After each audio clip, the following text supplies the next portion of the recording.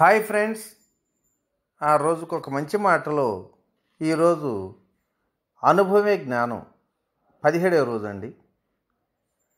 నిన్నటి రోజుని పూర్ణాత్మ స్థితిలో ఉన్న మనందరం కూడా ఈ భూలోకంలోని వింతలు, విజ్ఞానాలు, అందాలు చూడాలని ఆతురతో ఆత్మ శకలాలుగా విడబడి ఈ లోకంలోకి రావటం, అలా వచ్చిన మనం మాయ అనే ముసుగు ద్వారా మనందరిని కప్పేసి మనల్ని మనం గుర్తెరగక మనందరి యొక్క లక్ష్యాన్ని, గమ్యాన్ని మర్చిపోవటం. మరి అలాంటి స్థితిలో పత్రిజీ లాంటి సత్పురుషుల బోధనల ద్వారా మరి భగవద్గీత అనే ఒక అద్భుతమైనటువంటి గ్రంథం ద్వారా దానికి సరైన మార్గం తెలుసుకోవటానికి ప్రయత్నం చేయటం, ఇవన్నీ కూడా మనం చెప్పుకున్నాం కదా.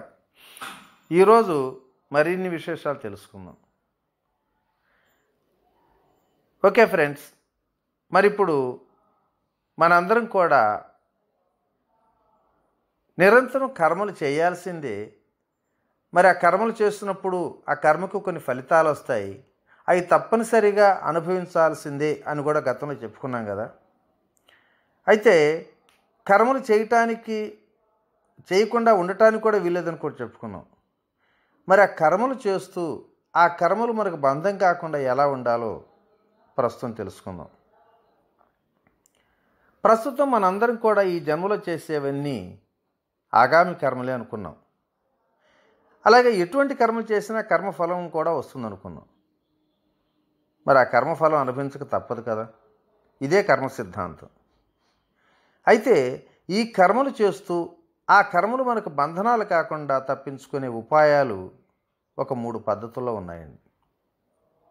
అవేమిటంటే, 1, కర్తృత్వాభిమానంగా కాకుండా కర్తవ్యత భావంతో కర్మలు చేయటం. 2, నిష్కామంగా ఫలాసక్తి లేకుండా కర్మలు చేయటం. ఇక 3, లోక కళ్యాణం కోసం ఈశ్వరార్పితంగా కర్మలు చేయటం. ముందుగా కర్తృత్వాభిమానం లేకుండా కర్మలు ఎలా చేయాలో చూద్దాం. కర్మ ఎవరు చేస్తే ఫలం వారికే చెప్పుకున్నాం. మనం చేసే కర్మలకు కర్తలు మనం కనుక ఆ కర్మఫలం మనకే చెందుతుంది.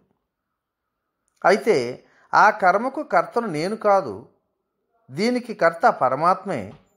ఆయన ఏజెంట్గా నేను నా కర్తవ్యాన్ని నిర్వర్తిస్తున్నాను అనే భావంతో కనుక కర్మ చేసినప్పుడు ఆ కర్మఫలం కర్తకే కానీ మనం చేసినా కూడా మనకు రాదండి. ఇది ఎలాగో చూద్దాం. రాము మీద ద్వేషాన్ని పెంచుకొని, అసూయతో పగని పెంచుకొని సోము అనేవాడు ఒకరోజు ఒంటరిగా ఉన్న రాముణ్ణి హత్య చేస్తాడు. పోలీసులకు తెలిసి అరెస్ట్ చేసి విచారణ నిమిత్తం కోర్టులో ప్రవేశపెడతాడు. జడ్జి గారు కేసు పూర్వాపరాలను విచారించి ఒక మనిషిని నిర్దాక్షిణ్యంగా క్రూరంగా చంపినందుకు సోముకు ఉరిశిక్ష విధిస్తాడు. సోము ఒక కర్మ చేశాడు గనక మరి ఫలితం అనుభవించక తప్పదు కదా. ఇక అనుకున్న గడువు ప్రకారం సోముకు మరణశిక్ష అమలుపరిచే సమయం వచ్చింది. ఆ రోజు సోముని కళ్ళకు గంతలు కట్టి మెడకు ఉరిత్రాడు బిగించి శిక్షను అమలుపరిచాడు తలారి. మరి సోము వెంటనే మరణించడం జరుగుతుంది. చూడండి, రాము చనిపోవటానికి సోము కారణం కాబట్టి ఉరిశిక్ష విధించారు. మరి ఇక్కడ సోము చనిపోవటానికి తలారి కూడా కారణమే కదా. మరి కాబట్టి అతను కూడా కర్మ సిద్ధాంతం ప్రకారం శిక్ష పడాలి కదా. అలాగే ఈ చావుకు పరోక్షంగా జడ్జి గారు కాబట్టి మరి ఆయన కూడా శిక్ష పడాలి. మరి పడుతుందా? ఎలాంటి పరిస్థితుల్లోనూ పడదు.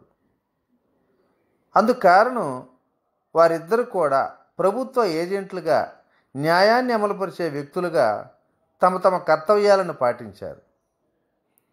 సోము కర్తృత్వ భావంతోనే హత్య చేశాడు.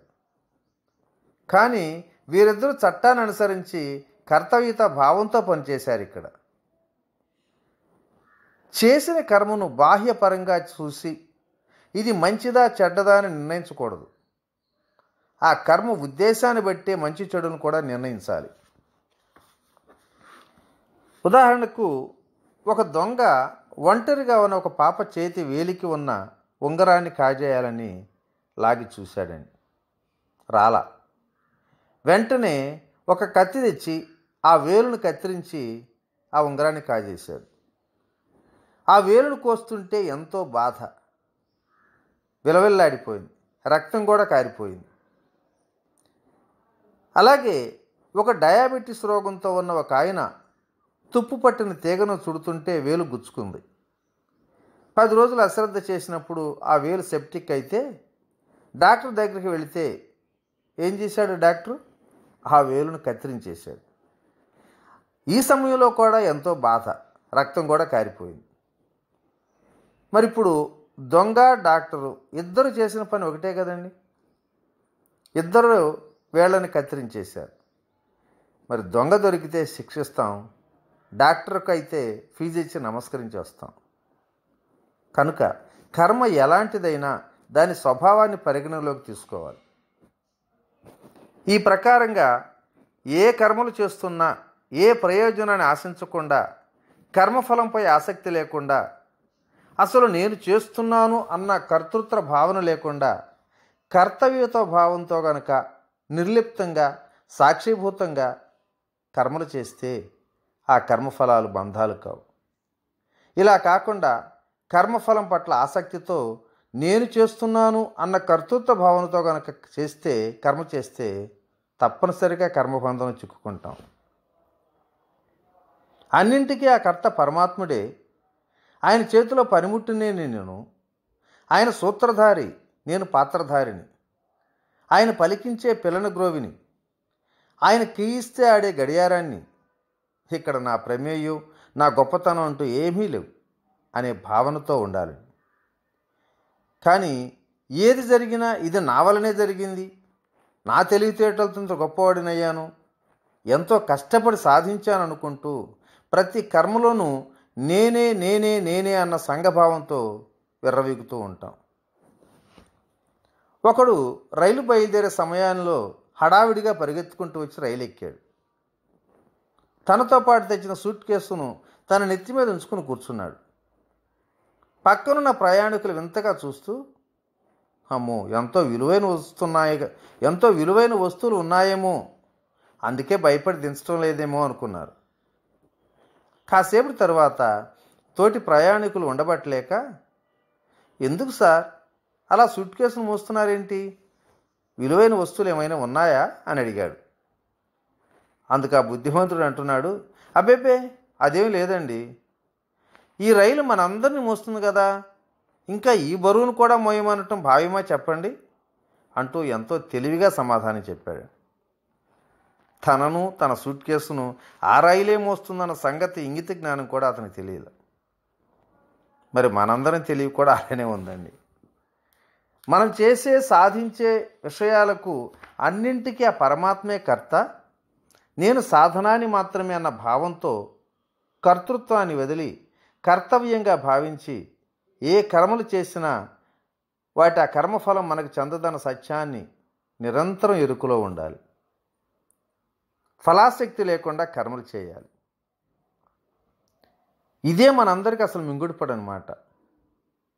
ఈ లోకంలో అసలు ఎవరైనా ఏ పని చేసినా ఫలితం కోరుకునే చేస్తాం కదండి. ఏ ఫలితం రాదంటే ఎందుకండి అనవసరంగా చేయటం అంటాం. ఫలితం రాదని తెలిసి కూడా పని చేస్తుంటే ఇంతకన్నా మూర్ఖుడు ఇంకెవడో ఉండడేమో అని కూడా అంటాం. పోనీ ఫలితం మీద ఆసక్తితో పనులు చేశామనుకోండి, ఆ ఫలితం మనకు తప్పనిసరిగా బంధం అవుతుంది. మనం దాన ధర్మాలు చేస్తాం, పూజా పునస్కారాలు చేస్తున్నాం. ఇలా చేస్తే ఎంతో మంచి జరుగుతున్న భరోసా నమ్మకంతోనే చేస్తాం. మరి అయితే వీటి వల్ల ప్రయోజనం ఏమిటి?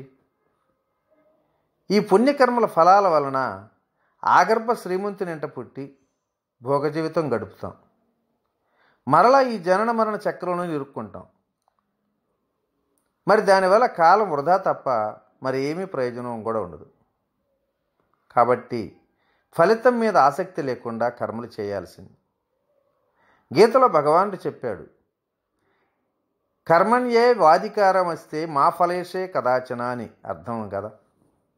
అంటే దీని అర్థం ఏమిటంటే కర్మ చేయటానికే నీకు అధికారం ఉంది, ఫలితం మీద ఆసక్తి వద్దు అని చెప్పడం కూడా జరిగింది. ఓకే ఫ్రెండ్స్, మరి ఈరోజు ఈ మంచి మాటను ఇంతటితో ముగించుకుందాం. రేపటి రోజుని మరొక సత్యం, మరి అసలు ఈ నిష్కామ కర్మ అంటే ఏమిటి, దాన్ని మనం ఎలా అర్థం చేసుకోవాలో మరి కొన్ని ఎగ్జాంపుల్స్ తోటి, అందుట్లో ఈ నిష్కామ కర్మ గురించి నా జీవితంలో నేను ఎలాంటి అనుభూతులు పొందానో రేపటి రోజున చెప్పుకుందాం. Thank you. ఇట్లు మీ రామిరెడ్డి, మానస సరోవరం.